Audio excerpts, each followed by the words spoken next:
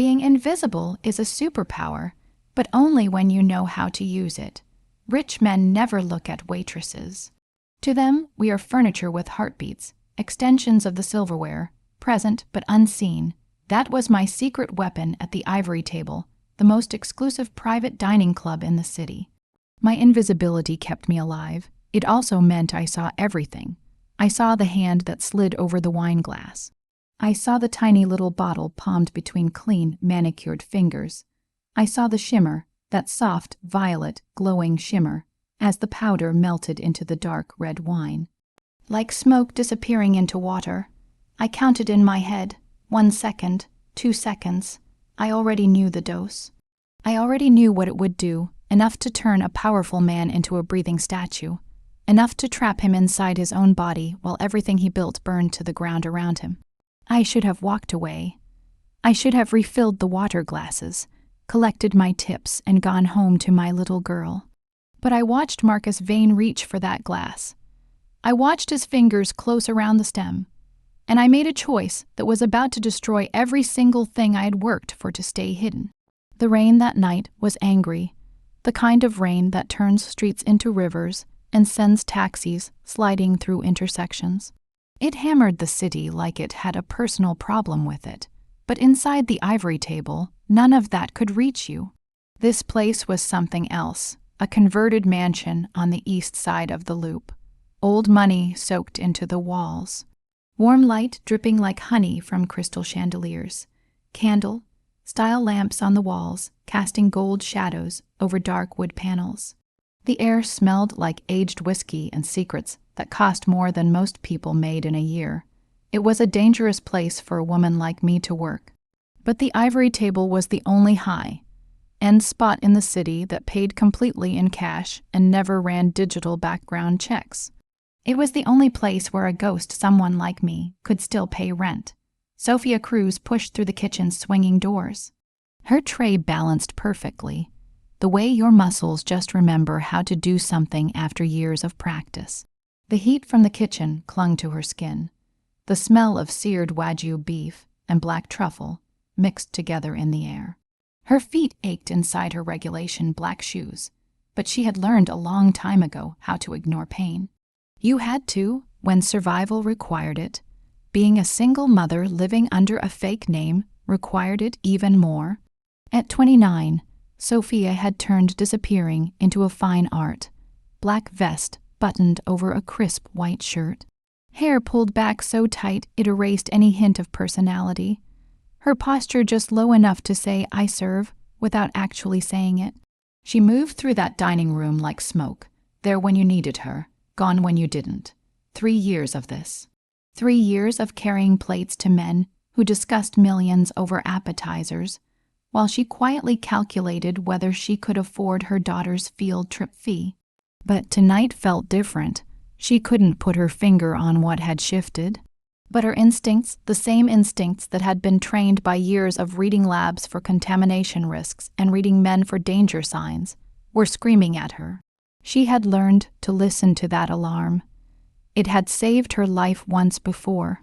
The day she had walked away from her old life, 30 seconds before security came to arrest her for stealing her own research. Sophia glanced toward the main entrance while setting down plates of oysters at table 6. Her hands were steady. Her shoulders were not. That's when she saw him. Damian Cross walked into the ivory table the same way a lion walks into territory it already owns. No announcement needed, no hesitation. At 34, he moved like every single step had been calculated for maximum effect. His dark suit fit like it was sewn directly onto his body. Shoulders that spoke of real, disciplined strength, not gym vanity. Dark hair swept back from a face that was brutal and elegant at the same time. Ink crept up his neck from beneath his collar, tattoos, dark and intricate, wrapping around his throat like a second skin. But it was his eyes that made Sophia's breath catch. Dark, relentless, always counting. They swept the room in one clean scan, cataloging exits, threats, opportunities. The eyes of a man who had learned very young that surviving meant seeing everything first. Sophia had served powerful men before. The city manufactured them like a factory. Wall Street wolves. political fixers, tech billionaires still drunk on their own mythology. But Damien Cross was something different entirely. She watched the host straighten his spine without being told to. Watched the sommelier appear before he was even summoned. Watched a ripple of tension move through the staff, like electricity, through water. This wasn't wealth. This wasn't even influence. This was fear dressed in a $5,000 suit. Sophia knew exactly who he was. Cross Enterprises, a massive global biotech company currently swallowing up her old employer in a brutal hostile takeover. She had spent 6 months obsessively tracking every player in that merger, every executive who might recognize her face from her former life. Damien's photograph had burned itself into her memory during those paranoid research sessions. The dragon, they called him in the business world. The youngest boss to ever weaponize pharmaceutical patents into a global empire. The man whose company now owned every formula she had ever created, including the ones that could destroy her. She watched from her spot near the bar as he was escorted toward the private back room, the Vanderbilt room, reserved for guests who valued privacy over atmosphere. It seated 12, but had been set for 5 tonight. Sophia had been assigned to that room 2 hours earlier when Marcus, the floor manager, had pulled her aside with that heavy, serious look of his. Table 1 tonight, Sophia. Perfect service, absolute silence, we clear. She understood. Some tables required more than skill. They required you to see nothing. Now, as she prepared the wine service and checked the table settings one final time, Sophia forced her breathing to slow down. Her daughter Lily was home with Mrs. Perez, the neighbor lady who watched her for rates Sophia could barely afford. Lily would be asleep by the time Sophia's shift ended, bathed, storified, tucked in by someone else. Again, the guilt sat in her chest like a stone, heavy, unmovable, but guilt was a luxury she could not afford. Every hour she worked here was an hour closer to the nursing program, acceptance letter hidden in her apartment. Every tip went into the envelope beneath her mattress, slowly building toward a future where she could use her real name again, where she could be something more than a ghost. She just had to stay invisible, stay quiet, stay safe. The private dining room felt smaller than its actual size. The kind of intimacy you get from dark burgundy walls, a single statement chandelier, and shadows that gathered in the corners like spilled ink. Floor-to-ceiling windows looked out over the street below, but heavy velvet curtains could seal the whole room away from the outside world whenever needed. Damien sat at the head of the table, back to the wall, a position that gave him sight lines to both the entrance and the windows. His fingers rested on the stem of a water glass he hadn't touched. His eyes tracked everything with the patience of a man who had learned to read danger in the spaces between words. 3 other men sat at the table. Their conversation stopped when Sophia walked in. "Good evening, gentlemen." Her voice hit exactly the right note. Pleasant but not warm, attentive but empty of personality. "May I offer wine while you wait for your final guest?" "Wine," said the man to Damien's left. Silver, haired in his 50s. Custom suit that couldn't quite hide the softness of a man who had inherited everything. Vincent Hale, Helix Corp's outgoing CFO, according to the reservation. The Shadow Margox, the 2015. Sophia nodded and moved to the wine station with practiced efficiency. She felt their eyes assess her, dismiss her, return to their conversation. Good. Invisible was exactly where she needed to be. As she decanted the wine with steady hands, their voices created a low hum behind her. Carefully coded talk about market positioning and strategic consolidation, which anyone with biotech experience would recognize immediately as corporate predation dressed up in business casual language. She had heard these conversations before, back when she had sat at the table instead of serving it. She did not care about their business. She cared about pouring wine, collecting her paycheck, going home to Lily. But something made her glance at Damien Cross as she filled his glass. He wasn't participating in the conversation. Instead, he was watching her with an intensity that made her fingers tighten almost invisibly on the bottle.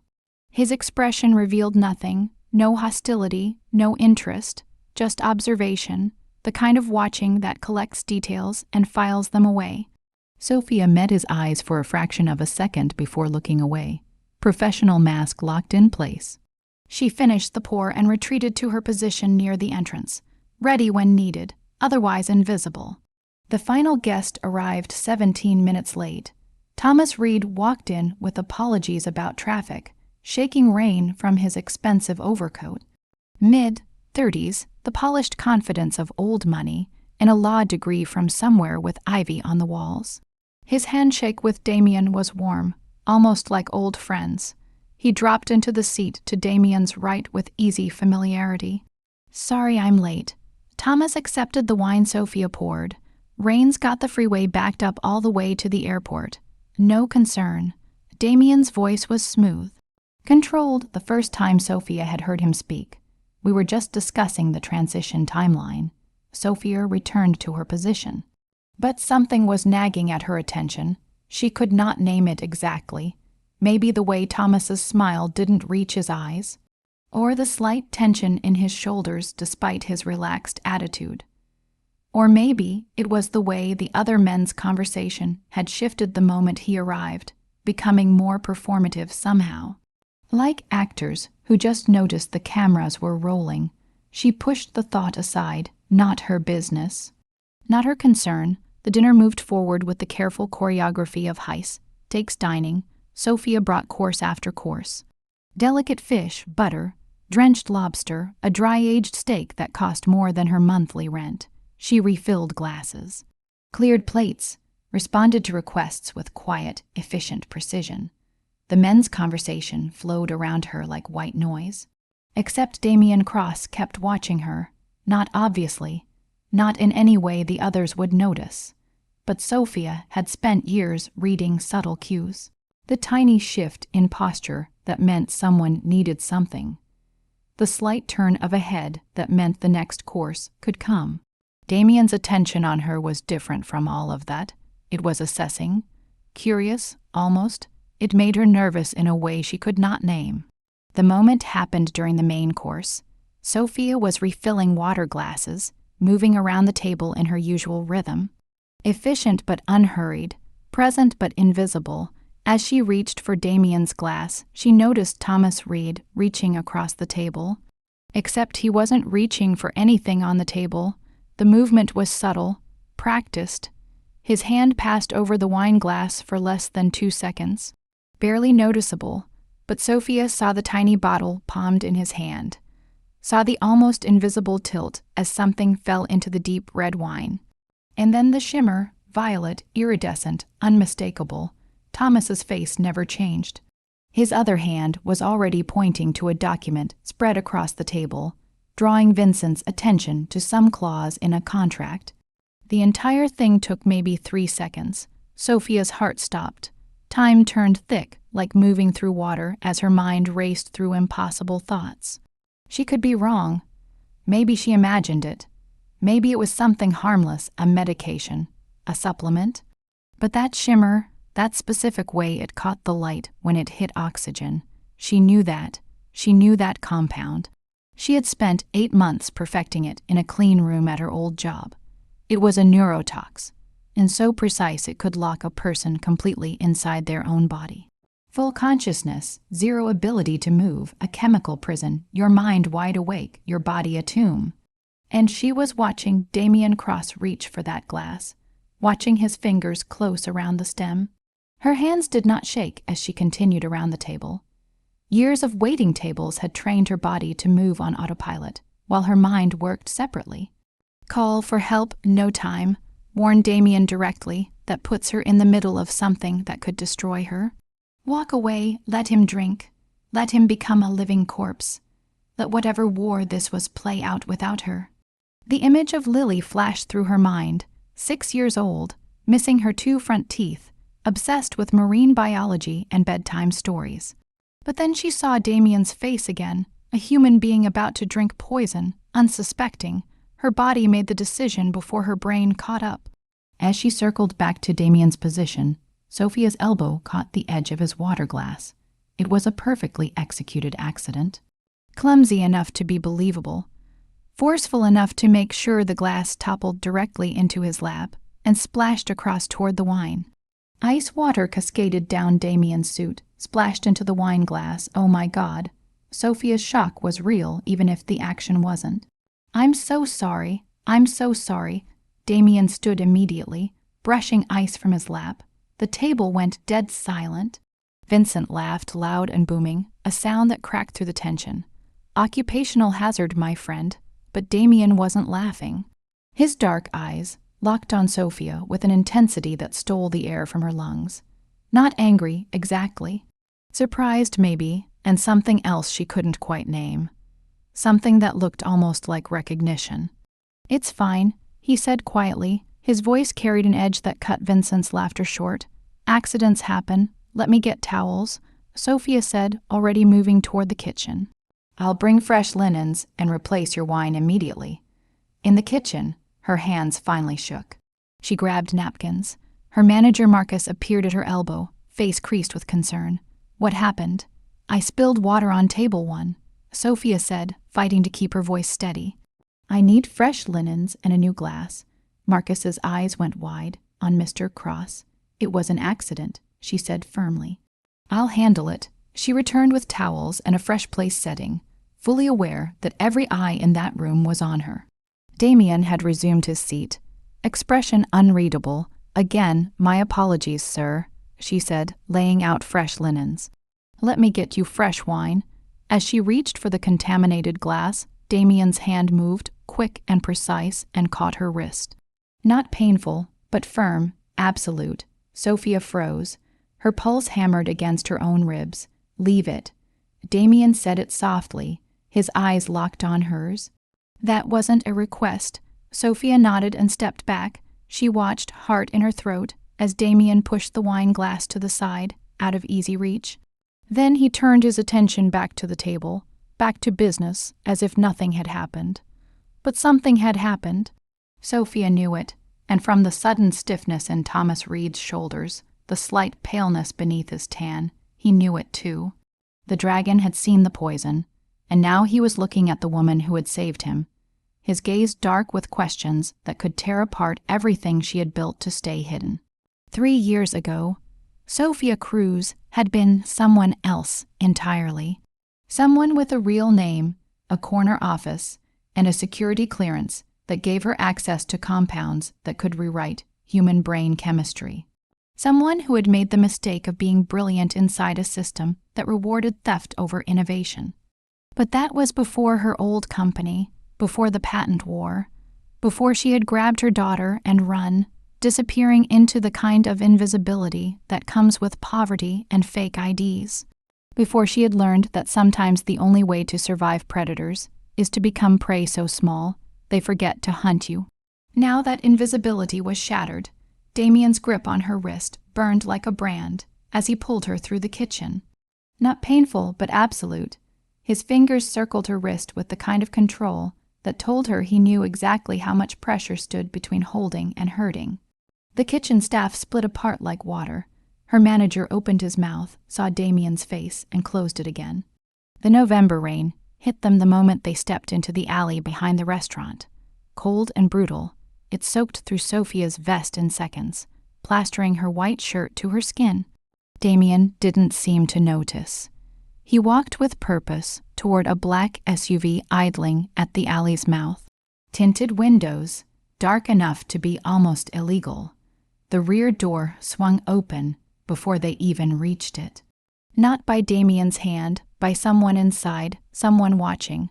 Sophia's survival instincts screamed. Getting in that car meant crossing from public to private. From witnessed to disappeared, she planted her heels in the wet pavement, water pooling around her cheap shoes. Damien stopped, turned, looked at her with those dark, measuring eyes. You can walk in, he said quietly. Or I can put you in, your choice. I didn't do anything wrong, no. Something moved behind his eyes. Not quite amusement. You did something very right. That's the problem. He guided her into the SUV with one hand at the small of her back. A gesture that might have looked courteous to anyone watching, but Sophia felt the steel underneath the civility. The promise of force held in reserve. The interior smelled of leather and something darker, something with an edge. The door closed behind them with the heavy, final weight of a vault ceiling shut. The driver didn't turn around, didn't acknowledge them, just pulled smoothly into traffic.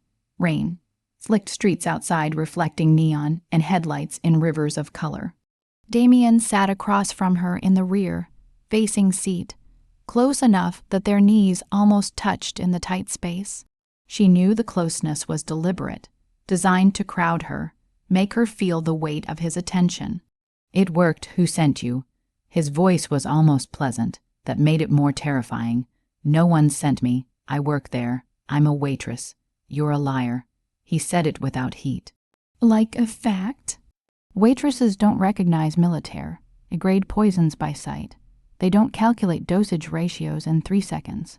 They don't pull off that kind of precision sabotage while making it look like accident. He leaned forward, elbows on his knees, closing the space between them until Sophia could smell his cologne. Something clean and expensive with an undertone of cedar. "So let's try again. Who sent you and what do they want?" Sophia's heart was hammering. But 3 years of hiding had taught her how to lie. "I didn't sabotage anything. I spilled water. It was an accident. An accident." The corner of his mouth moved. Not quite a smile.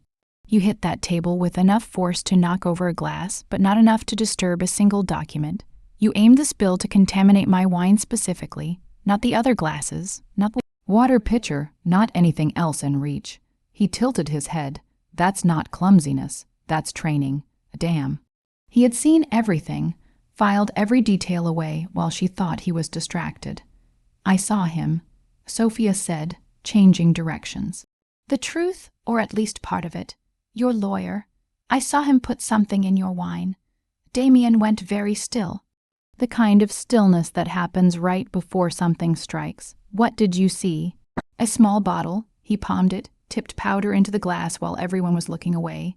"It had a shimmer to it. Violet, iridescent. That's not normal. That's not some amateur drug. That's engineered. And you know this how?" The question hung between them like a blade. Sophia waited. Lie, and he'd see straight through it. Tell the truth, and she'd expose herself to the exact man whose company had been hunting her for 3 years. She chose somewhere in the middle. "I used to work in pharmaceutical research before. I recognized the light-refracting properties of that compound. It's a paralytic specifically. It causes what doctors call locked-in syndrome. Full consciousness, zero motor function. You drink that, you become a prisoner in your own body while someone else controls your entire empire." Damien stared at her for 3 full heartbeats. Then he laughed. The sound was dark and humorless, and somehow more frightening than his silence had been. "Impressive," he said. "You identified that compound from a 3-second glimpse in low light. Most toxicologists would need a lab machine to do that." He tilted his head, studying her with renewed intensity. "You want to know something interesting? I saw it too." Sophia's stomach dropped. "I've known Thomas was compromised for 6 weeks. I've been taking doses of the antidote, building up an immunity. Tonight was supposed to be the end game. I drink the poisoned wine. I fake paralysis. I see who he calls, and then I destroy them." Damien's voice went very soft, very dangerous. "But you ruined it. You spilled my wine, destroyed the evidence, and tipped Thomas off that I know.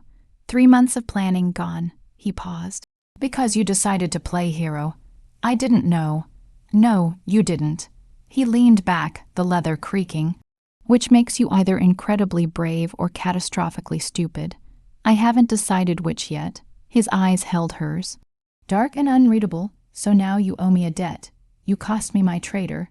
You're going to help me find out who he's working for. I have a daughter. I can't just disappear." "Then you should have thought about that before you crashed into my table."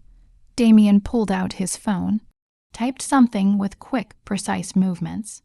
"Your daughter Lily is 6 years old. She's with Mrs. Perez tonight. Apartment 4C on the corner of Ashland. She likes marine biology and stories about sharks. She's missing her front teeth." Sophia's blood turned to ice. How do you? I know everything about everyone in that restaurant the moment I decide they're relevant. You became relevant the second you touched my wine glass. He pocketed his phone. Mrs. Perez will keep Lily overnight. She'll be paid triple her usual rate and told you had to work a double shift. Your daughter will be safe, fed, and asleep by 9. You, however, are coming with me until we figure out what happens next. And if I refuse? Damien's expression didn't change, but something shifted in the air between them. A door closing, a choice made. You're too smart to refuse, he said quietly. Because you know I'm not the villain in this story. You saw Thomas poison me. You saved my life whether I wanted you to or not. That makes you involved. That makes you a liability. He paused. And in my world, liabilities either become assets or they become problems. I don't think you want to be a problem. Not when Lily's safety depends on you making smart choices. It wasn't a threat. Threats were loud, crude. This was a simple statement of reality, delivered the way someone might describe the weather. Sophia looked at the tinted windows, at the city sliding past in the rain. She thought about Lily's laugh, about the envelope under her mattress, about 3 years of running. She thought about the man across from her, who had known poison was coming and was prepared to drink it anyway, who moved through the world like violence wrapped in civilization. Where are we going? She asked. Her voice steady, despite the fear. My penthouse. We're going to figure out exactly who you are, Dr. Cruz. He let the title land deliberately. And then we're going to decide if you're worth keeping alive. The SUV turned toward the towers that ruled the city skyline. Toward a world Sophia had left behind. Toward answers she wasn't sure she wanted.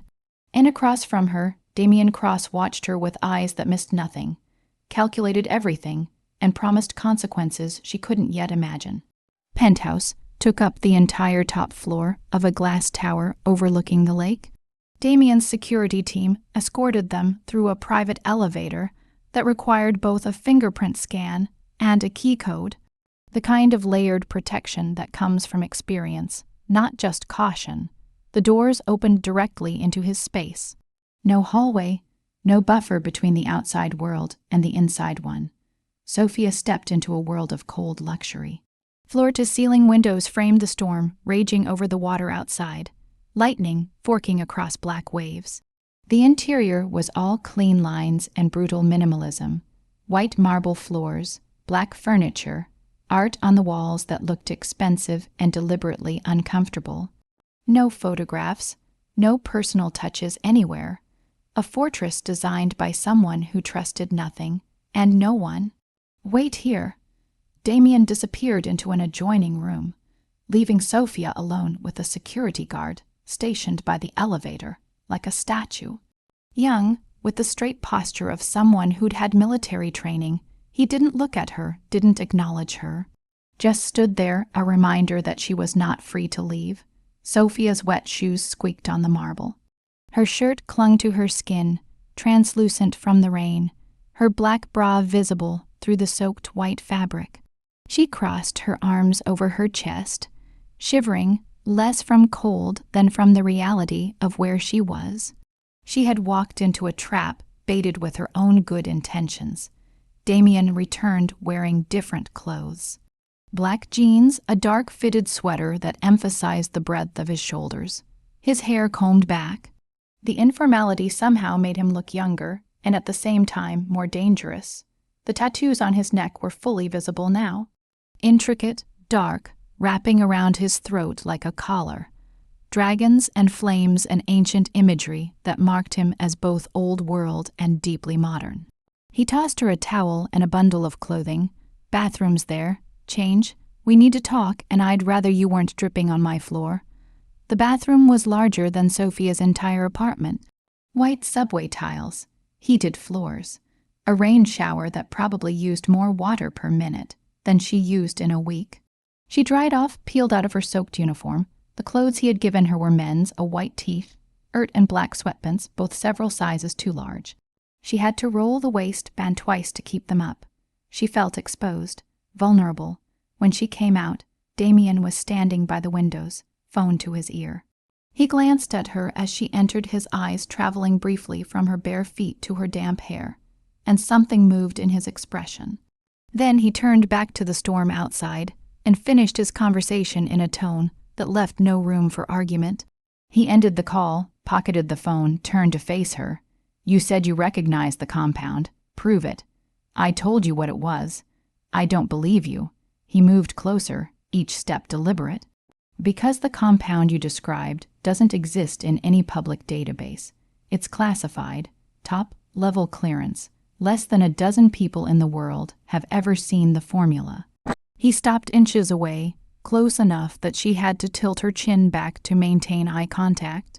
"So, either you're lying about what you saw, or you're lying about who you are. Which is it, Dr. Cruz?" Sophia's breath caught.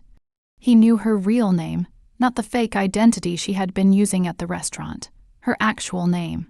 "How long have you known?" "Since I ran your photo through facial recognition during the car ride." He said it simply. Sophia Cruz, formerly lead chemist at Helix Corp's Special Projects Division. Specialization in brain chemistry, specifically cognitive enhancement and targeted paralytic compounds. You disappeared 3 years ago, 48 hours before federal investigators raided the company for patent fraud. Warrant out for your arrest, corporate theft, industrial sabotage. He paused. "But what interests me most is what you took when you ran, because my forensics team has been trying to reverse engineer your formulas for 3 years, and they can't.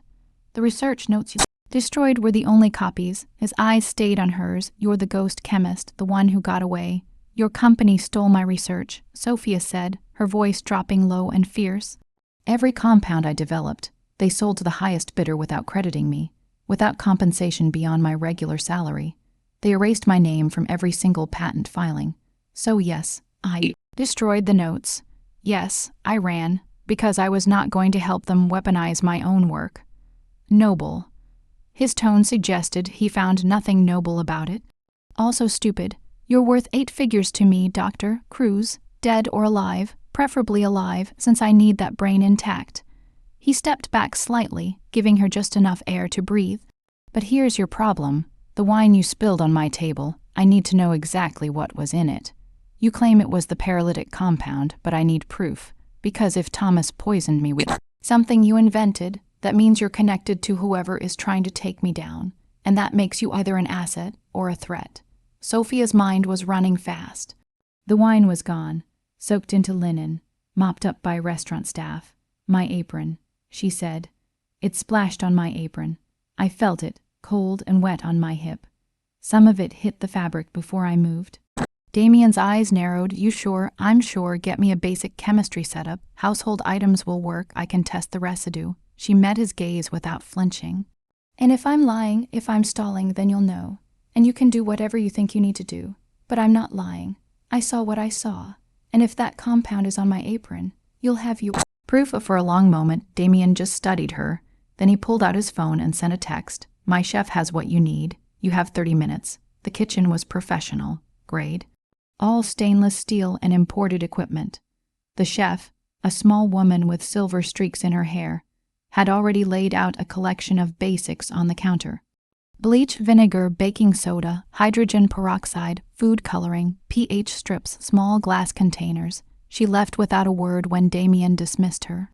Sophia stood at the marble counter, staring at her wine-stained apron. Her hands trembled slightly as she cut a small section of the fabric and dropped it into a glass dish. She could feel Damien watching her from across the kitchen island. His focus absolute, she worked in silence, muscle memory taking over. The compound she had invented had a specific chemical signature when exposed to certain oxidizing agents. If it was present, the solution would turn one particular shade of blue. Cobalt blue, distinctive, unmistakable. She added the final reagent, waited. The solution turned green. Sophia stared at it. Her stomach dropped. "That's impossible." "What's impossible?" Damien's voice came from directly behind her. He had moved silently, his chest nearly at her back as he looked over her shoulder. "It's not the paralytic." She ran the test again, triple, checking everything. Same result. Green, not blue. It's not a paralytic at all, she said slowly. It's a genetic marker, a bioluminescent tagging compound, military grade. She looked at the solution. Thomas wasn't trying to paralyze you. He was tagging you for tracking, satellite imaging probably. This compound binds to DNA, makes your cells glow under specific wavelengths. Someone could follow you anywhere in the world. She turned to face him, suddenly aware of how close he was. She could smell his skin, could see flecks of amber hidden in his dark eyes. Someone's coming for you, not to kill you, to take you. Damien's jaw tightened. Who has access to genetic marking compounds, government agencies, black operations divisions, people who make problems disappear quietly? She paused. You said you knew Thomas was compromised. You didn't say by whom. You thought corporate espionage, a rival company going after the Helix merger. Yes. But this isn't corporate, this is something else. He was still standing too close, his presence filling the confined kitchen space in a way that made it hard to think clearly. How did you know the difference so fast between a paralytic and a marker? Most chemists would need days. Sophia's heart was hammering. This was the moment. Lie and maintain her cover. Tell the truth and expose herself completely to the man whose company had been hunting her. Because I invented them both, she said quietly. He went still. The paralytic and the genetic marker, they were part of the same research project at my old job. Neural mapping and targeted tracking. I developed them at the same time. I know the chemical signature of every compound I have ever created. She held his gaze. I'm not just the ghost chemist you've been looking for, Damien. I'm the scientist who built half the biological weapons your company is trying to reverse. Engineer, including the one that just got slipped into your wine tonight. The silence stretched between them, charged and dangerous. Then Damien smiled. It was a terrible thing. Beautiful and predatory. Well, he said softly, this just got interesting. Damien made 3 phone calls in rapid succession. His voice sharp and commanding, clipped with authority. Sophia understood enough to catch the key words. Thomas Reed, immediate location. Containment, not elimination. He was mobilizing something.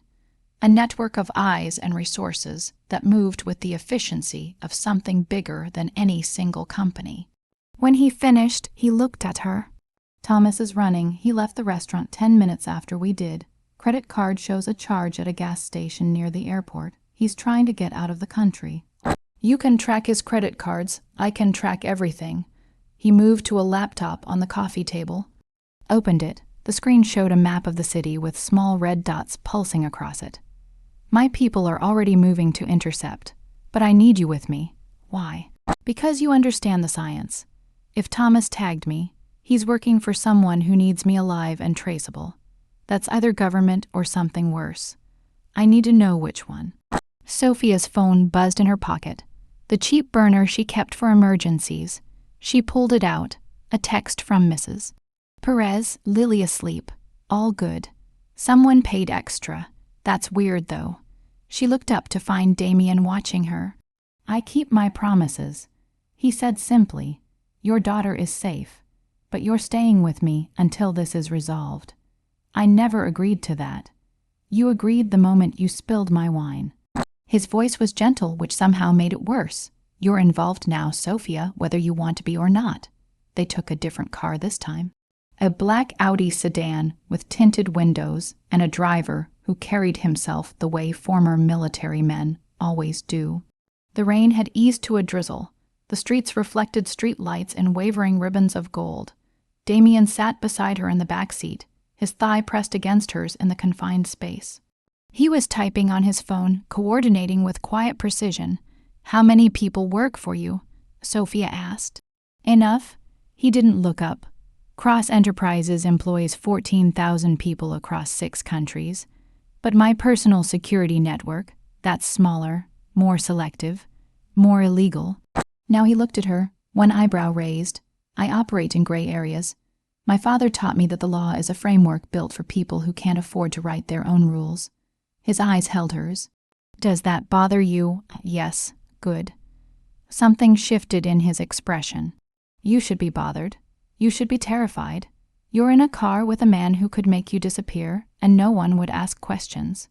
Your survival instincts should be screaming. They are. Then why aren't you fighting?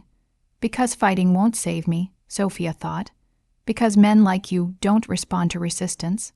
You respond to value, because fighting won't save me, she said out loud. And because I need you to find out who's using my research to hunt you. That makes us temporarily aligned. Damien smiled. A real expression, one that changed his whole face. Smart. I like smart. They found Thomas Reid in a parking garage near the airport's international terminal. Damien's people had boxed him in, 3 cars, 6 men in dark suits. Thomas stood beside his own car, hands visible, face pale as chalk under the fluorescent lights. Damien stepped out of the Audi with the unhurried grace of someone who had already won. Sophia followed a half-step behind. The garage smelled of motor oil and exhaust. Every sound bounced off the concrete walls. Thomas, Damien's voice carried across the space, almost conversational. Going somewhere, Thomas swallowed. Damien, listen. I can explain. Explain how you poisoned me. Explain how you've been selling intelligence to my enemies. Damien stopped 10 feet away, hands in his pockets, completely relaxed, completely dangerous. I'm listening. It's not what you think. Thomas's eyes darted across the security team, calculating odds. I'm not your enemy. No, then what are you? Thomas looked like a man stepping off a ledge. CIA, he said. I'm CIA. I've been embedded in your organization for 2 years, monitoring your activities. The tagging compound, it was meant to track you, yes, but not for corporate espionage. He glanced at Sophia, then back at Damien, for national security. Sophia felt the world tilt. Damien's expression didn't change. Explain.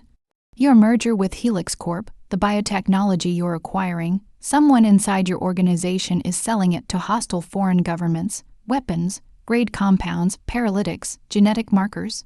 All of it. Thomas's voice was strained. Intelligence officials believe you're either involved or being set up to take the fall. I was ordered to tag you to track your movements when the pressure hit. He paused. I tried to tell them you were being framed. I had the logs showing your chairman's override codes on the transactions. But my superiors wouldn't listen. They gave me the order. And you chose tonight, Damien said flatly, because tonight your chairman approved a shipment. 3 cases of neurological weapons bound for enemies of the state. Thomas's voice dropped. That's not business expansion, Damien. That's treason. The chairman, Damien's mentor, his father figure. The man who had built the company from nothing and had shaped Damien into the man standing here. Sophia watched Damien's face carefully. She saw the exact moment the information landed. Saw the betrayal flicker behind his eyes before he locked it down like a vault door slamming. You're lying. I have documentation, financial transfers, shipping records, communications between your chairman and intermediaries overseas. He's been using your name, your clearance codes, as far as anyone. Official knows you're the one selling weapons. Damien was silent for a long moment. Then he laughed. A sound that was cold and bitter and contained no joy at all. Clever, frame the air, protect the legacy. He tilted his head. When did he start? 6 months ago, right after your quarterly medical exam. My medical exam, Damien's voice flattened. What does that have to do with anything? Thomas glanced at Sophia, then back. You don't know. Know what? Your chairman has been covering it up, the diagnosis, the reason he's been pushing experimental treatments on you. Thomas's voice went carefully quiet. Damien, you have a hereditary degenerative brain condition, early stage, manageable with the right treatment, but progressive. The silence in the garage swallowed everything. Your chairman has been selling bioweapons, not for money. He has plenty of that. He's been trading for raw materials, rare synthesized compounds that are banned in most countries but necessary. An experimental cure he's been building in secret. The treatment he's pursuing doesn't exist on the legal market. Thomas's voice was almost gentle. He's doing all of this to save your life. Sophia watched Damien's face, watched the careful, disciplined control develop a crack, watched something raw surface beneath the armor. That's impossible, Damien said. but his voice didn't have its usual weight. The micro doses you've been taking, Thomas continued. You were told they were immunity boosters. Antidote to the paralytic, right? That's what he told you. He shook his head. They're experimental neural stabilizers. Your chairman convinced you they were keeping you sharp. They're keeping your brain chemistry from deteriorating.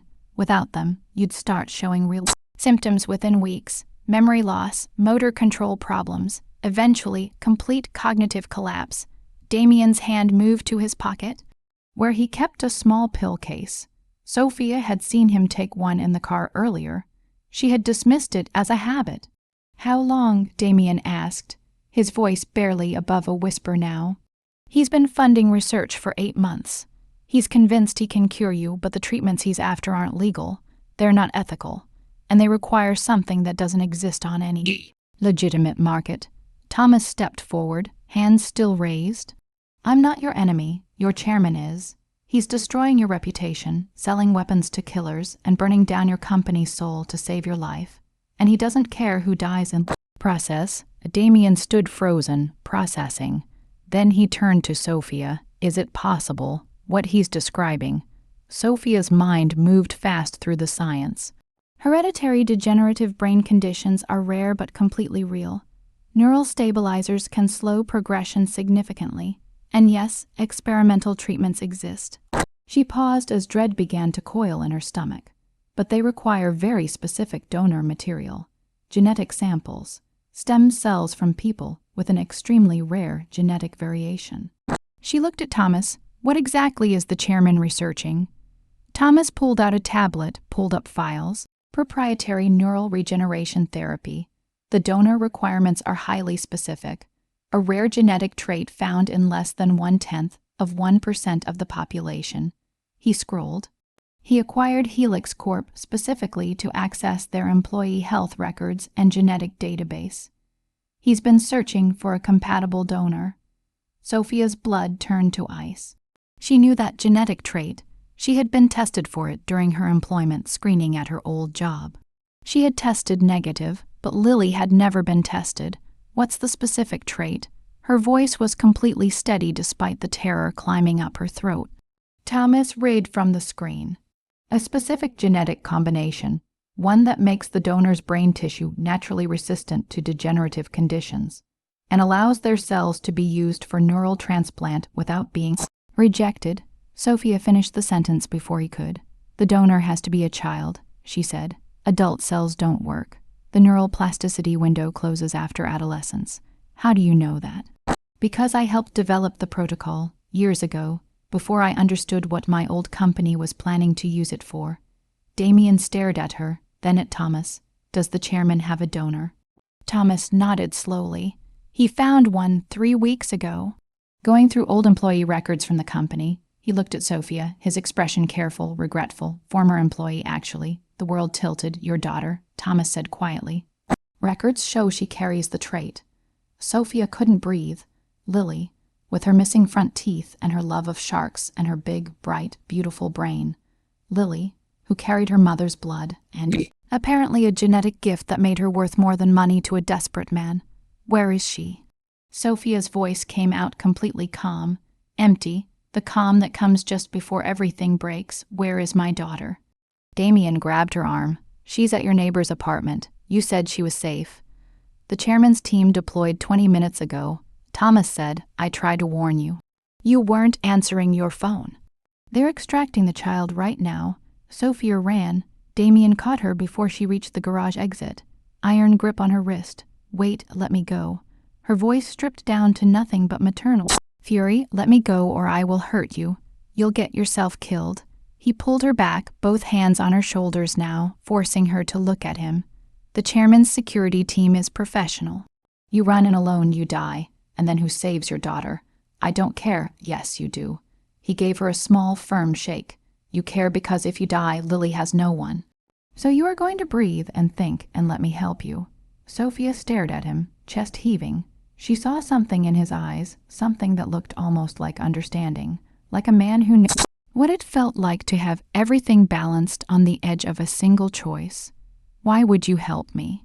Because the chairman betrayed me. Because he used my company to traffic weapons. Because apparently I'm dying and he didn't tell me. Damien's jaw tightened. And because he's going after a child. Your child, that crosses a line I won't cross regardless of everything else. Thomas moved closer, carefully. The extraction team is at the apartment right now. If we move fast, we can intercept before they reach the airport. But we have to go now. Damien released Sophia and moved toward the car. He looked back at her once. Get in. We're ending this tonight. The drive was a nightmare of speed and silence. Damien made calls from the back seat, repositioning his people, coordinating with Thomas's government contacts. Sophia sat frozen beside him, her mind running through every possible scenario, and every single one ended with Lily alone, terrified, being taken by strangers who saw her as raw material. She thought about the protocol she had helped design, the neural harvesting process. It wasn't lethal technically. The procedure involved taking spinal fluid, bone marrow samples, a small portion of neural stem cells from the base of the brain. The donor would survive, but the procedure was painful, invasive, traumatic, and Lily was 6 years old. Tell me about the chairman, Sophia said, her voice distant. Mechanical, a mind trying to work while a heart broke. Damien glanced at her. Why does he do this? Why risk everything? Because he loves me. He said it simply. No performance in it. He raised me after my parents died. Taught me everything I know about business, about survival. He built the company, and in doing that, he built me. To him, I'm not just his protege. I'm his son, his legacy. And he'd sacrifice a child to save you, apparently. Bitterness threaded through his voice. I always knew he was ruthless. I didn't know he was capable of this. There's a difference. Damien looked at her for a long moment. I think you know the difference. You saved my life tonight. You didn't have to. You could have walked away, stayed invisible, stayed safe. But you didn't. That's the difference between ruthless and monstrous. Ruthless protects what's theirs. Monstrous doesn't care what it destroys. They arrived at Cross Enterprises headquarters, a glass tower in the city center, 60 stories of steel and ambition. Damien's private elevator took them straight to the executive floor where the chairman kept his office. The confrontation happened in a boardroom built to intimidate. Floor-to-ceiling windows overlooking the whole city, rain still pressing against the glass like it was trying to get in. A long mahogany table stretched the length of the room. Expensive art on the walls, and at the head of the table, the chairman sat waiting. Chairman Lee was in his 70s, but age had not softened a single edge of him. Silver hair, a face like carved stone, eyes still sharp and calculating after all these years. He wore his suit like armor, hands folded calmly on the table, watching as Damien and Sophia walked in. Damien, his voice was warm, paternal. I wasn't expecting you tonight. Who's your guest? Dr. Sophia Cruz, Damien said, walking to the table and standing across from the older man. The ghost chemist you've been hunting for 3 years. And the mother of the child you just had kidnapped. The chairman's expression didn't flicker. Strong words. Do you have proof? I have Thomas Reid in custody. He's telling everything. Weapons sales, the illegal research. Human trafficking, all authorized under my name, using my clearance codes. Damien leaned forward, both hands flat on the table. You framed me. You're dismantling everything we built together. I'm saving your life, the chairman said, calmly, like he was explaining something obvious to a child. You have less than 2 years before the symptoms start becoming visible. 5 years before full cognitive collapse. I am not going to watch you die, Damien. I won't. So you kidnap children, traffic bioweapons to terrorists. I do what is necessary. The chairman stood, moving to the windows. You're young. You don't understand yet what it means to love someone more than your own soul. To watch them dying and to have the resources to save them, while the law says you can't. He turned back. I am not bound by their morality. I am bound by my love for you. Where is she? Sophia's voice cut through the room like a blade through silk. Where is my daughter? The chairman turned and looked at Sophia the way someone evaluates a problem, not a person. The child is being prepared for transport. The procedure is scheduled for tomorrow morning. She will survive. You'll get her back. You think I'll let you touch my daughter's brain? I think you don't have a choice. The chairman settled back into his seat, steepled his fingers. I control this building, this company, this city's infrastructure. You're a fugitive with an active warrant. Damien is a dying man who needs treatment. The child has the genetic material that can save him. It is simple mathematics. She is 6 years old, Sophia said, her voice shaking with something that was far past anger, and she'll be 7. 8, she will grow up and live a full life. The procedure is minimally invasive. She'll experience some discomfort, but children recover quickly. The chairman's tone was perfectly reasonable, as if discussing a scheduling inconvenience. Weighed against Damien's life, it is an acceptable cost. Damien was silent, his face carved from stone. Sophia watched him, waiting, needing him to speak, to choose, to show her who he actually was underneath everything. No, Damien said. The word fell like a hammer. The chairman blinked. Excuse me, no, you are going to release the child? You are going to shut down the research. And you're going to turn yourself into federal authorities. Damien, you're not thinking clearly. I'm thinking clearly for the first time in months. Damien's voice was completely still. You've been drugging me, lying to me, using my company to commit horrors I will never be able to undo. You say you love me. He straightened to his full height. This is not love. This is obsession. This is control. He looked his mentor directly in the eyes. I don't want to live if it costs a child her safety. I don't want your cure if it means becoming the kind of man who destroys innocence. I won't be that. You'll die. Then I die as myself. Not as your puppet. The chairman's face hardened. He pressed a button on the desk. Security. Detain them. The doors opened. 4 armed men walked in with the easy efficiency of professionals. Damien didn't move. You're really going to do this? I'm saving your life?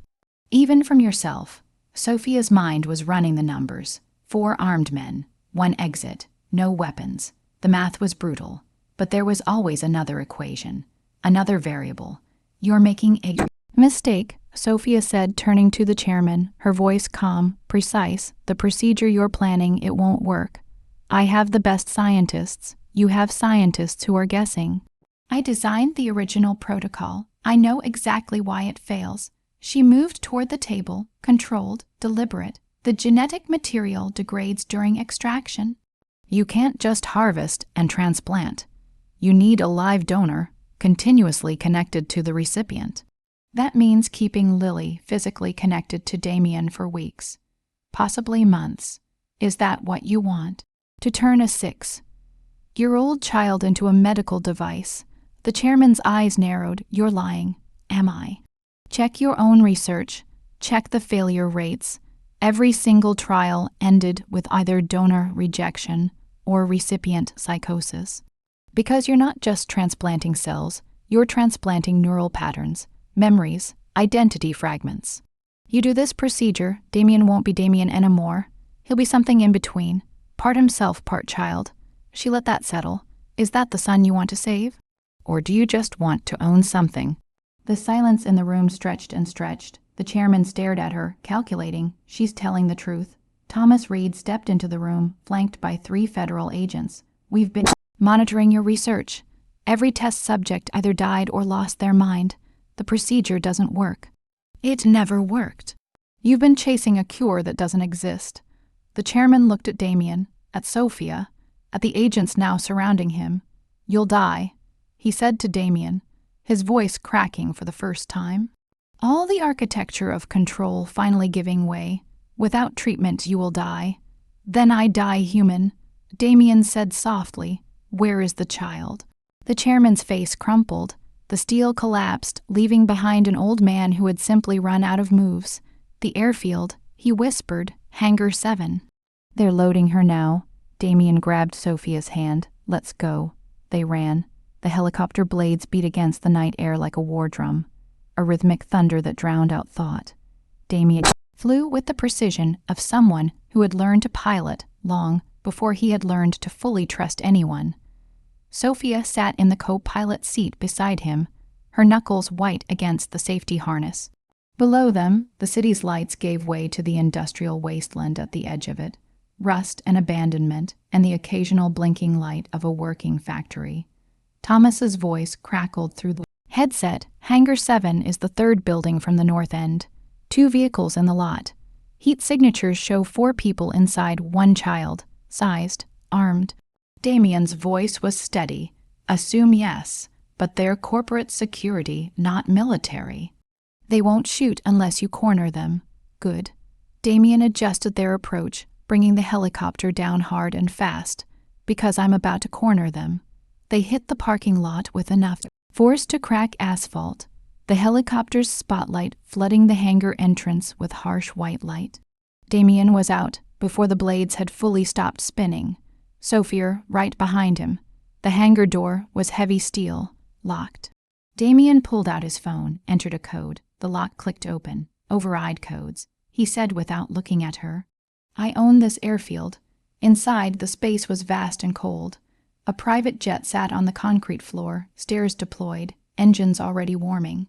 4 men in dark suits stood near the aircraft. And between them, held by the hand, small and scared and clutching a stuffed shark to her chest, was Lily. She still had her little Disney backpack on one shoulder. Her eyes were red. When she saw Sophia, her face collapsed. Mama, Sophia ran. She didn't think, didn't calculate, didn't plan. She just ran, covering the distance between her and her daughter with every single thing she had. The men moved to intercept, but Damien was already between them. He didn't attack, didn't raise his voice. He just stood there, his presence a wall. Stand down, he said quietly. This is over. Mr. Cross, the chairman authorized. The chairman is under federal arrest. Damien looked at each of them in turn. And I'm giving you a choice. Walk away now, and I destroy your lives financially, legally, and professionally. Every stock option, every retirement fund, every future reference gone. His voice was soft, absolutely deadly. Or you walk away right now, and tomorrow morning you wake up with a severance package that sets you up for the rest of your life. No questions asked, no charges filed. The men looked at each other. They looked at Lily. They looked at Damien Cross. They walked away. Sophia dropped to her knees on the cold concrete and pulled her daughter into her arms. Lily smelled like strawberry shampoo and fear sweat, and Sophia buried her face in her daughter's hair and shook with the force of relief that was almost indistinguishable from grief. I thought you weren't coming, Lily whispered. They said you sent them to pick me up, but they were scary, Mama. They didn't smile. I know, baby, I know. I'm so sorry. Sophia pulled back, checked her daughter all over with her hands. Did they hurt you? No, just scared me. Lily's eyes were huge, swimming. Can we go home? Yes, we can go home. Damien stood nearby, watching them. His expression was something Sophia could not read. When she looked up at him, he turned away, giving them their moment. Thomas arrived 10 minutes later with federal agents and police. They secured the scene, took statements, processed everything. The chairman would face everything: human trafficking, illegal weapons distribution, corporate fraud. Cross Enterprises would survive, but barely. The scandal would take years to rebuild from. Through all of it, Sophia held Lily. When the official part was done, Damien walked toward them. He moved carefully, the way you move towards someone who has been frightened, and knelt down to Lily's level. Hi, he said softly. I'm Damien. I'm a friend of your mom's. Lily studied him with the brutal honesty that only children have. You have pictures on your neck. I do. They're called tattoos. Did it hurt when they made them? Yes, but after, they're just part of you. Mama has a scar on her arm, Lily said seriously. She says scars tell stories. Damien smiled, a real one, the kind that transformed his face entirely. Your mama is very smart. Scars do tell stories. They tell us we survived something hard. Lily considered this with great seriousness. Then she held out her stuffed shark. This is Bruce. He protects me from bad dreams. Bruce looks very fierce, Damien said, accepting the shark with full solemnity. Will he protect you too, maybe, if you're nice to my mama? Damien's eyes lifted to Sophia's over Lily's head. I'll try to be, he said. They drove back to the city in a federal vehicle as the first gray light of dawn crept across the horizon. Lily asleep in the back seat, her head in Sophia's lap. Damien sat up front, staring out into the preed, on dark. "What happens now?" Sophia asked quietly. "Damage control, congressional hearings, probably a criminal investigation into my involvement." Damien's voice was tired. "I'll likely lose the company, definitely lose the merger, everything I spent a decade building. I'm sorry." "Don't be. You didn't cause this. I did, by trusting the wrong person, by not asking the right questions when I should have." He paused. "And by being worth saving, apparently, at least in the chairman's eyes." "Are you?" Sophia asked, dying. "Yes," he said it simply. "The diagnosis is real. Hereditary neurodegenerative condition. Progressive, fatal. I have maybe 3 years before symptoms become severe. The treatment, there isn't one, not a real one." Everything the chairman found was experimental, unethical, or impossible. I was a dead man the moment I inherited my father's biology. He turned to look at her. "But I'd rather die as myself than live as a monster. You helped me remember that." They returned to Damien's penthouse as the sun rose over the lake, painting the whole sky in shades of rose and gold. Federal agents had secured the building, but Damien had convinced them to let Sophia and Lily rest before the formal questioning began.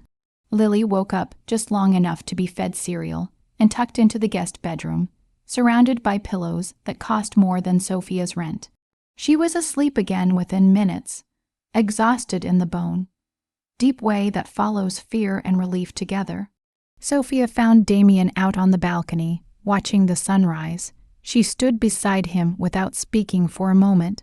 The morning air was cold and clean against her skin. "The research notes," she said finally. "The ones I destroyed when I ran from my old job 3 years ago." Damien looked at her sharply. "I have backups." He stared at her. "I encrypted them, hid them in distributed storage. I wasn't going to let them weaponize my work, but I wasn't going to let it disappear either. It was years of my life, my legacy." She met his eyes. "There's no cure for your condition in those notes, but there are treatments, legitimate ones. Things that could slow progression significantly, buy you time, maybe decades." "Why are you telling me this? Because you chose my daughter over your own life, because you're dying and you still have things worth living for." She paused. "And because maybe together we can do something real with the research, something that isn't weapons or exploitation, something that actually helps people." Damien stared at her for a long moment. Then he smiled, sad and genuine, and more open than she had ever seen him. "You're offering to save me, after everything." "I'm offering to try, no guarantees, but I'm a good chemist, and you're a good man who made difficult choices under impossible circumstances. That's worth saving. What do you want in return?" "Safety, real identities for Lily and me. Enough financial security that I never have to choose between my daughter and survival again." She held his gaze. "And a lab, a real one where I can work without looking over my shoulder. Done." Damien extended his hand. "Partners." Sophia took it. His skin was warm, calloused from a life she was only beginning to understand. Partners, they stood together as the sun climbed higher, burning the night away. Behind them, the city was waking up. Ahead of them, an uncertain future stretched out over the water, but for the first time in 3 years, Sophia felt something that felt like hope. The federal investigation took weeks. Sophia and Lily were placed in protective custody, a safe house in the suburbs with agents rotating shifts outside. Comfortable, sterile, suffocating, Lily adjusted better than Sophia expected. Children are built to bounce back. They recover from trauma at a speed that makes adults feel both grateful and ashamed. Damien's situation was more complicated. Cross Enterprises' board suspended him pending investigation. The media feasted on the scandal. His reputation, carefully built over a decade, crumbled in days. He called Sophia every evening. Brief conversations about nothing in particular. How was Lily? Had Sophia been sleeping? Did she need anything? The questions were mundane, but underneath them ran something deeper. A connection forged in crisis, tested by distance. His voice grew rougher with each call. He had flushed the chairman's stabilizer pills the night of the arrest, refusing to keep taking something funded by a child's trauma. Without them, the tremors were starting. On the 17th day, Thomas came to the safe house. "It's over," he said, settling into the tissue sofa. The chairman confessed, full cooperation. Damien is cleared, no charges. The company's board is voting tomorrow on his reinstatement. Sophia felt relief, and underneath it something unexpected, something almost like disappointment, as if she had not quite been ready for it to be over. "And us?" "The warrants dismissed. The charges against you were filed on the chairman's direct orders. With him in custody and the company under new leadership, they withdrew everything." Thomas met her eyes. "You're free, Dr. Cruz, you and Lily both. Free." The word should have felt like victory. Instead, it felt like standing at the edge of something, uncertain which direction to step. That night, Damien came to the safe house himself. It was past midnight. Sophia had been unable to sleep, sitting at the kitchen table with a cup of bad tea and Lily's school enrollment forms. He knocked. The agents let him in. He had been cleared, vetted, approved. Couldn't sleep either. He asked, standing in the doorway like he was afraid to enter uninvited. Apparently not. She gestured to the chair across from her. Tea. They sat together in the quiet kitchen. The silence between them was different from how it had been in the beginning. It had stopped being tense. It had become comfortable, intimate in a way that had nothing to do with words. "I resigned," Damien said finally. Sophia looked up sharply. "What?" "From Cross Enterprises, effective immediately. I've recommended my CO for interim CEO. The board will ratify it tomorrow." "Damien, you can't." "I can. I did." He set down his mug. "I've been running that company since I was 23, building it, defending it, sacrificing everything for it." He shook his head. "And for what?" "So I can spend whatever time I have left in boardrooms and conference calls, dying slowly while lawyers argue over contracts." He looked at her. "Really looked? I don't want that anymore. I want to build something that matters, with someone who understands what it actually costs." He leaned forward slightly. "I want to offer you a real partnership, a proper lab, full funding, complete scientific autonomy. We take your research, the legitimate applications, and we develop treatments that actually help people. No weapons, no exploitation, just science in service of healing." Sophia's heart was hammering. "That's a massive risk. My reputation?" "Your reputation is that of a brilliant scientist who refused to let her work be weaponized. That is exactly the reputation I need." He leaned closer. "I have money, Sophia, more than I could spend in 10 lifetimes. I have infrastructure, resources, connections. What I don't have is purpose. You can give me that, and I can give you the freedom to work without fear." "This isn't just about science," she said quietly, acknowledging the thing neither of them had named out loud yet. "No," his voice dropped. "It's not just about science. I don't know exactly what it is yet, but I know I don't want it to end. This us, whatever we're building." Sophia thought about Lily asleep upstairs, thought about 3 years of running and hiding and being afraid, thought about the man across from her who had chosen her daughter over his own cure. "Where?" she asked. "What? Where would the lab be? Wherever you want. We can build from scratch anywhere you feel safe. I want to be close to good schools. Lily's education matters." Damien smiled. "Done. What else?" "Final say on all research directions. No board oversight. No investors pushing for profit over ethics." "Agreed." "And I want a contract that protects Lily. If anything happens to me, she's taken care of. College, a trust fund, everything, already drawn up." He pulled out his phone, turned it toward her. "My lawyer sent it yesterday, reviewed by independent counsel. Lily is protected for life, regardless of what happens to either of us." Sophia read the document. Her trained eye caught every clause, every protection, every carefully designed safeguard. It was generous. More than generous. "Why?" she asked. "Why do all this?" Damien set down his phone, reached across the table. His hand covered hers. The touch was electric, dangerous, real. "Because 6 weeks ago, a woman I didn't know threw herself between me and death. She had every reason to walk away, to stay invisible, to protect herself and her daughter and never look twice. His thumb traced her knuckles, and she didn't. She chose to be seen. She chose to save me. He looked at her with those dark, unreadable eyes. I'm dying, Sophia. I have 3 years, maybe less. I don't want to spend them alone. I don't want to spend them building empires I'll never see completed. I want to spend them with someone who understands what it means to risk everything for something that matters. I'm not going to watch you die and then just move on, Sophia said, her voice breaking for the first time. I'm going to throw everything I know at your condition until I find something that works, or until I run out of time trying. That is what you're signing up for, I know. Damien's smile was sad and beautiful and completely open. That's exactly what I'm signing up for.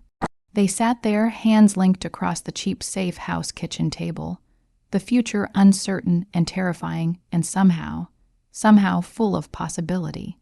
Then Damien's phone buzzed. He glanced at it. His expression changed. We need to go now. What? Why? The chairman escaped federal custody 20 minutes ago. They believe he's coming here. The world tilted again. How?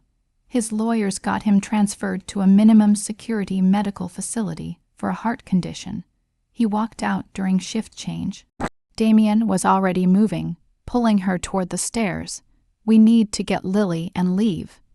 The agents converged as Sophia ran to the bedroom. Lily was asleep, curled around her stuffed shark. Sophia scooped her up. Lily woke confused, afraid. Mama, we're going on an adventure, baby. Right now, don't be scared. Damien was coordinating with the agents downstairs. His voice sharp, commanding. Extraction point is the park 2 blocks over. We have a helicopter, the power cut. The entire house went dark. Emergency lights flickered on after a 2-second delay, and in that moment of blindness, Sophia heard it. The small dying sound of electronics going offline. The soft click of magnetic door locks releasing.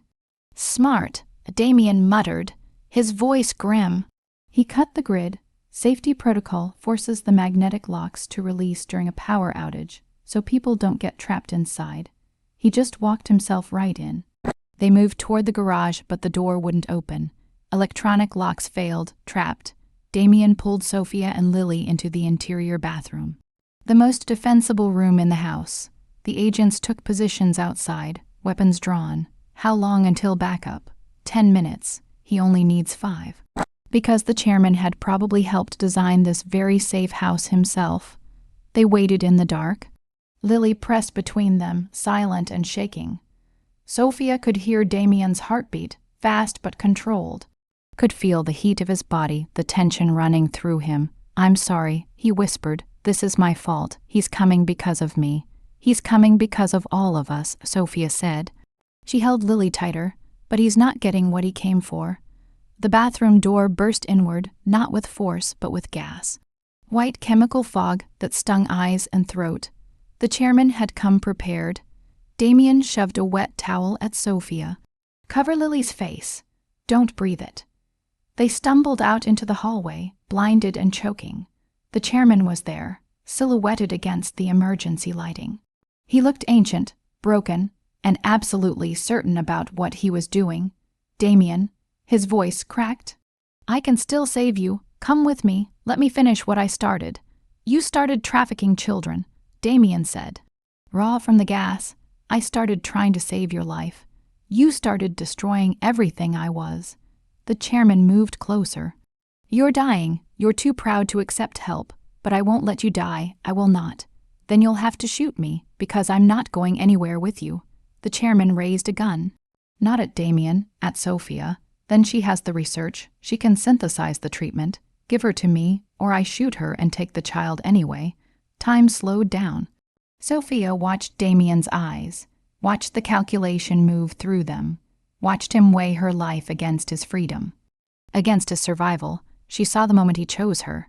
Damien stepped between her and the gun. No, you want me, take me, but you leave them alone. Damien, get Lily out, he said quietly. That's an order, Dr. Cruz. The federal helicopter arrived before Sophia could argue. Agents came down through the skylight with military precision. The chairman was subdued, restrained, dragged away, still screaming about saving his son. Damien collapsed the moment the threat was gone. His condition, pushed past its limits by days of stress, had accelerated dramatically. They rushed him to the hospital.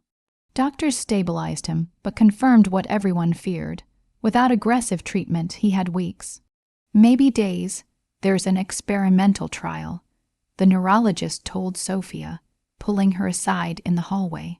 Stem cell therapy combined with neural regeneration protocols. Risky, unproven, but it's the only real option we have. He paused. Using the synthetic bridge outlined in your encrypted research notes, Dr. Cruz, we can achieve what the chairman was attempting without the barbaric continuous connection. Just a standard stem cell harvest, one procedure. Do it, Sophia said without hesitation. It requires a compatible donor. The genetic markers are extremely rare.